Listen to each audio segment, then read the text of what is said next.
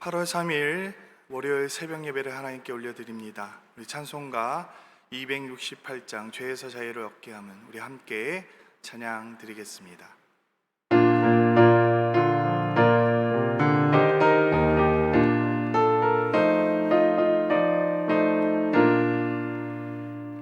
죄에서 자유를 얻게 함은 보혈의 능력 주의 보혈 시험을 이기고 승리하니 참 놀라운 능력이로다.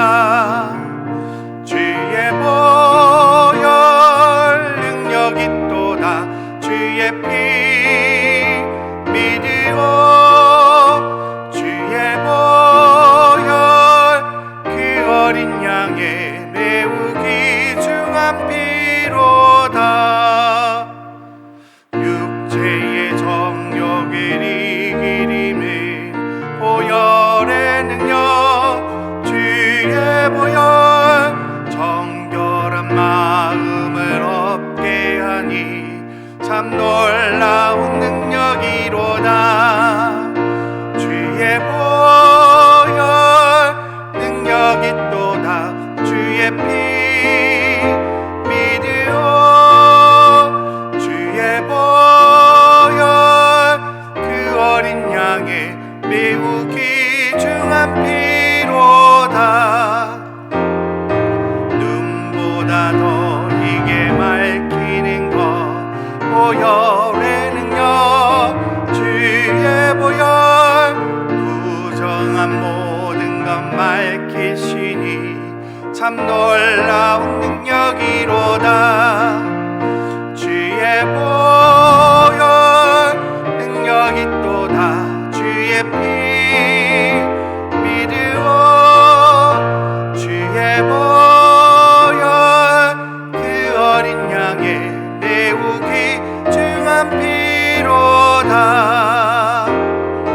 구주의 복음을 전할 제목 보혈의 능력 주의 보혈 날마다 나에게 찬송 주니 참 놀라운 능력이로다.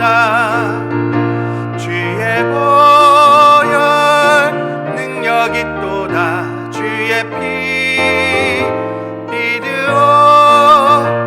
주의 보혈 그 어린 양의 매우 귀중한 피로다.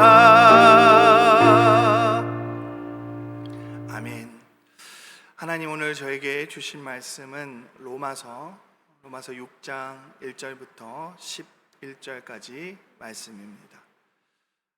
로마서 6장 1절부터 11절 말씀 우리 함께 한 목소리로 읽도록 하겠습니다. 그런즉 우리가 무슨 말을 하리요? 은혜를 더하게 하려고 죄에 거하겠느냐? 그럴 수 없느니라. 죄에 대하여 죽은 우리가 어찌 그 가운데 더 살리요? 무릇 그리스도 예수와 합하여 세례를 받은 우리는 그의 죽으심과 합하여 세례를 받은 줄을 알지 못하느냐? 그러므로 우리가 그의 죽으심과 합하여 세례를 받음으로 그와 함께 장사되었나니 이는 아버지의 영광으로 말미암아 그리스도를 죽은 자 가운데서 살리심과 같이 우리로 또한 새 생명 가운데서 거하게 하려 함이라. 만일 우리가 그의 죽으심과 같은 모양으로 연합한 자가 되었으면 또한 그의 부활과 같은 모양으로 연합한 자도 되리라. 우리가 알거니와 우리의 옛사람이 예수와 함께 십자가에 못 박힌 것은 죄의 몸이 죽어 다시는 우리가 죄에게 종노릇하지 아니하려 함이니 이는 죽은 자가 죄에서 벗어나 의롭다 하심을 얻었음이라. 만일 우리가 그리스도와 함께 죽었으면 또한 그와 함께 살 줄을 믿노니 이는 그리스도께서 죽은 자 가운데서 살아나셨음에 다시 죽지 아니하시고 사망이 다시 그를 주장하지 못할 줄을 알미로다. 그가 죽으심은 죄에 대하여 단번에 죽으시며 그가 살아계심은 하나님께 대하여 살아계심이니 이와 같이 너희도 너희 자신을 죄에 대하여 죽은 자요 그리스도 예수 안에서 하나님께 대하여는 살아있는 자로 여길지어다. 아멘. 저희 중학교 담임 선생님 중에 한 분이 학생들 중에 잘못을 하면 혼을 내기보다 저 잘할 수 있도록 격려를 해주시면서 음료수를 사주시는 분이 계셨습니다. 대부분 아이들은 그 선생님을 참 좋아했습니다. 혼을 내기보다 격려해 주시고 오히려 음료수까지 사주시는 그런 선생님, 참 좋은 선생님 아닙니까? 그런데 저희 반 친구 중에 한 명이 쉬는 시간에 이렇게 이야기하는 겁니다. 목도 마른데 선생님한테 혼이나 한번 나볼까? 그리고 음료수를 얻어먹기 위해 창문을 깨는 사건이 발생했습니다. 선생님이 베풀어 주신 은혜에 그것을 악용하는 그러한 사건이죠.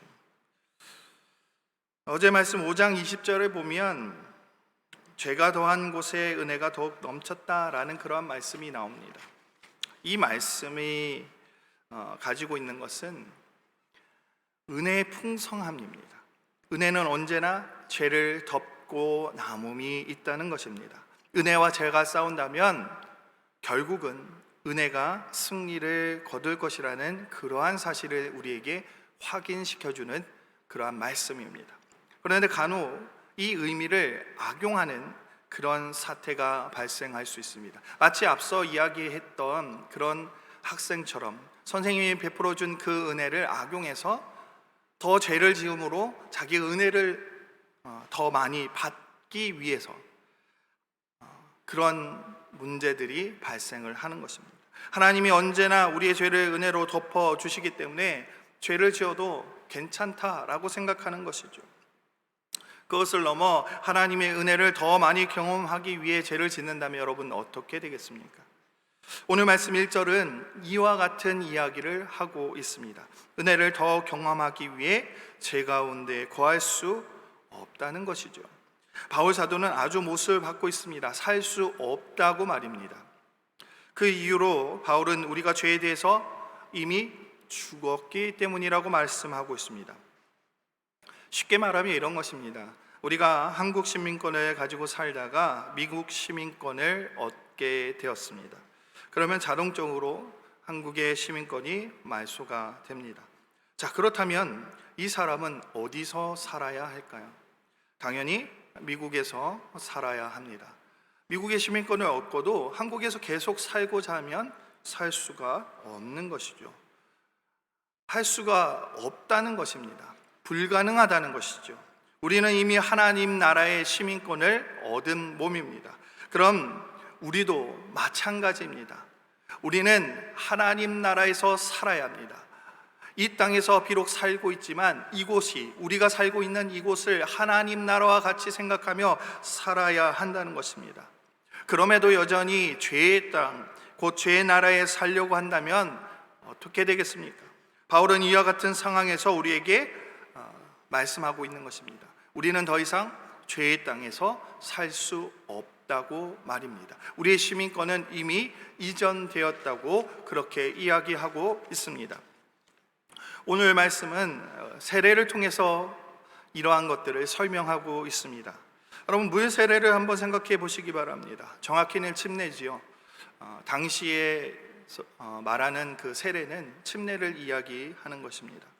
물속으로 들어갔을 때 우리는 옛 자아의 죽음을 경험합니다. 마치 예수님이 십자가에서 죽음을 경험한 것과 같이 말입니다. 그렇습니다. 우리가 세례를 받을 때 우리가 경험해야 할 것은 단순히 물에 잠기는 것이 아닙니다. 마치 물에 우리가 빠져서 익사하듯이 우리의 자아가 죽는 것을 경험해야 하는 것입니다. 이제 나는 죽은 것입니다. 죽음이란 무엇입니까? 이제 아무런 활동을 할 수 없게 되는 상태를 이야기하는 것입니다. 어떠한 반응도 할 수 없는 상태를 바로 죽음이라고 우리는 바라봅니다. 그러므로 세례를 통해 옛 자아가 죽으면 우리는 더 이상 이 세상의 것에 반응할 수가 없는 것입니다. 우리는 더 이상 이 세상 것을 바라보지 않게 되는 상황이 되는 것입니다. 여러분, 예수 믿기 전에 술, 담배를 좋아했다면 우리는 이 모든 것에서 죽음을 경험해야 합니다. 예수 믿기 전에 돈을 좋아했다면 우리는 세례를 통해서 이 모든 것의 죽음을 선고해야 하는 것입니다. 예수 믿기 전에 우리가 권력을 탐했다면 우리는 더 이상 그 모든 것에서 해방되어야 하는 것입니다. 예수 믿기 전에 명예를 추구했다면 이제 우리는 명예의 욕구에서 탈출해야 하는 것입니다. 예수 믿기 전에 욕망 가운데 우리가 살아갔다면 이제는 그 욕망으로부터 죽음을 선포해야 하는 것입니다. 욕망과 탐욕의 땅 소돔과 고모라를 빠져나온 사람들, 여러분, 롯의 아내가 어떠한 모습을 보였습니까? 뒤돌아봤습니다. 이 세상 가운데 우리가 추구했던 것을 다시 돌아보는 순간 우리는 소금 기둥과 같이 될 수밖에 없는 것입니다. 이제 우리는 이 땅에 속하였다가 하나님 나라에 속하게 된 사람들입니다. 더 이상 이 세상에서 우리가 추구했고 우리가 원했던 그 모든 것들을 떠나서 이제는 그러한 것에 반응을 보여서는 안 되는 상태가 되었다고 바울은 설명하고 있습니다. 우리는 죄의 땅에서 은혜를 입게 되었습니다. 믿음으로 인해서 용서를 받은 것입니다. 즉 하나님의 은혜를 덧입게 된 것입니다. 믿음으로 인해 우리의 죄가 용서함을 받고 의인으로 불리워지게 된 것입니다. 그러면 우리는 행위가 아닌 믿음으로 용서받았으니 의로운 행위를 추구하지 않아도 될까요? 더 이상 그런 것은 우리와 상관이 없는 것인가요?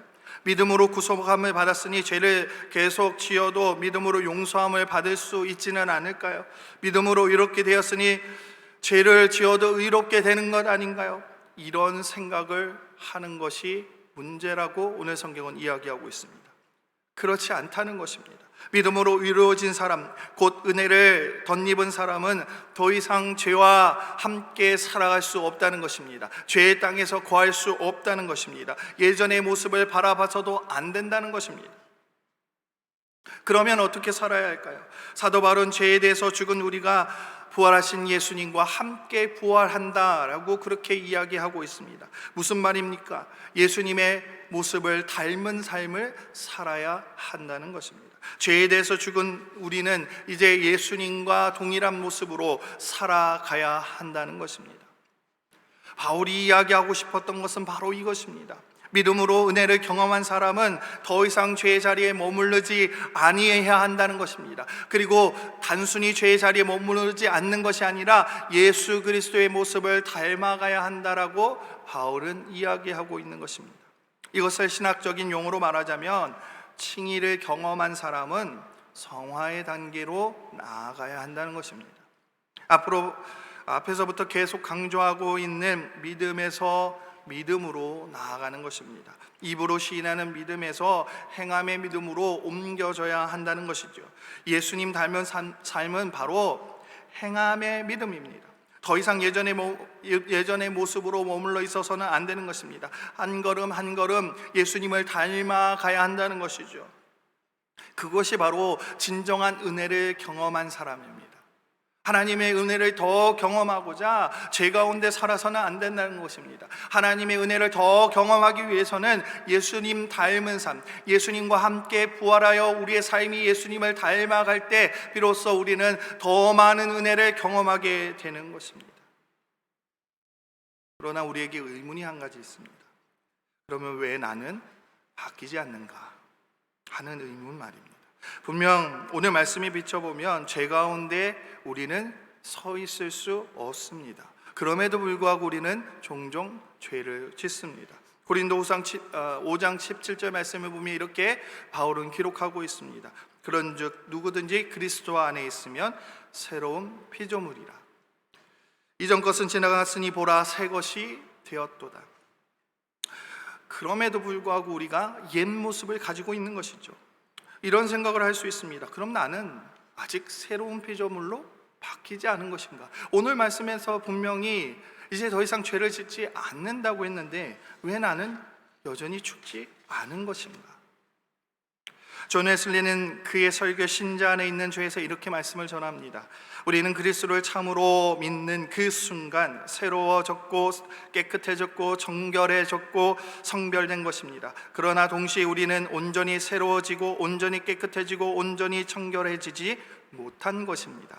육신과 악한 성질이 아직 남아 있어서 우리의 영과 더불어 싸우고 있는 것입니다. 그래서 사도 바울은 영적인 싸움을 계속해서 싸운다라고 그렇게 표현을 하고 있는 것입니다. 그러기에 우리는 더 깨어서 열심히 기도해야 하는 것입니다. 믿음으로 의에 이른 사람은 거기에서 멈춰 있는 것이 아니라 더 하나님께 매달리고 더 하나님께 나아가야 한다는 것입니다. 그렇습니다. 믿음으로 그리고 은혜로 말미암아 죄에서 우리는 자유함을 얻었습니다. 하지만 여전히 죄의 성질이 우리 안에 남아 있습니다.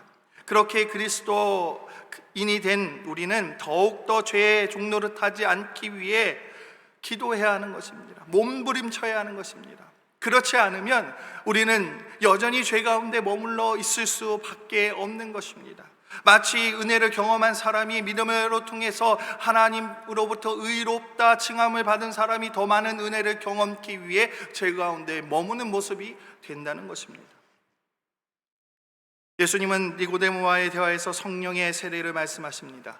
물과 성령으로 새롭게 거듭나야 한다고 말입니다. 성령으로 우리가 다시 빚어질 때만이 우리는 완전히 새로워질 수가 있습니다. 그렇게 우리의 삶 가운데 성령님께서 함께 하실 수 있도록 온전히 우리를 맡기고 나아가야 합니다. 물 세례를 받은 우리는 성령의 세례와 함께 살아가야 할 때만이 이 죄의 모습에서 완전히 해결되어질 수 있다는 것입니다. 더 이상 내 삶을 내가 통제하는 것이 아니라 성령께서 나와 함께 하실 때만이 죄 가운데서 완전히 벗어날 수 있다는 것입니다. 그러기에 우리는 성령님께 구해야 하는 것입니다. 간구해야 하는 것입니다. 매일매일 새벽 제단을 쌓으며 하나님께 간구해야 합니다. 내 삶을 성령께서 함께 해달라고. 그렇지 않으면 우리는 여전히 연약한 죄인의 모습을 비칠 뿐입니다. 그리고 우리는 더 나아가 그리스도의 완전에 이를 수 있도록 예수님 닮은 삶을 온전히 살아낼 수 있도록 우리는 이 길을 걸어가야 하는 것입니다. 성도 여러분, 믿음으로 우리는 구원을 받았습니다. 은혜를 입었습니다. 이 은혜, 죄 가운데 입은 이 은혜를 더 경험하기 위해서는 죄 가운데 머무는 것이 아니라 예수님 닮은 삶, 성화의 단계로 우리는 나아가야 할 줄 믿습니다. 매일매일 주님 앞에 나아가 성령님과 함께 우리의 삶을 살아가시는 저와 여러분의 삶이 되어지기를 간절히 축원합니다. 우리 함께 기도드리겠습니다. 할렐루야. 사랑이 많으신 하나님 감사합니다. 하나님, 은혜를 경험한 사람들입니다. 그러나 우리의 죄 앞에서 계속해서 그 은혜를 경험치 않게 하옵소서. 예수님을 닮아가는 삶을 통해서 우리가 온전한 하나님의 은혜를 경험케 하여 주시옵소서. 이제는 더 이상 죄 가운데 살아가지 않게 하시며 우리의 모습이 이 육신의 그늘에서 벗어날 수 있도록 성령께서 함께 하여 주시옵소서. 매일매일 우리의 이 새벽 제단을 기억하게 하시며 이 새벽의 기도를 통해서 우리가 더욱더 주님과 닮아갈 수 있도록 주님 함께 하여 주시옵소서. 코로나의 이 시대에 우리가 더욱더 기도하며 더욱더 주님과 닮은 모습을 갖기 위해 우리가 기도하며 나아갈 수 있도록 주여 함께 하옵소서. 너무나 감사합니다. 사랑합니다. 예수님의 이름으로 기도드립니다.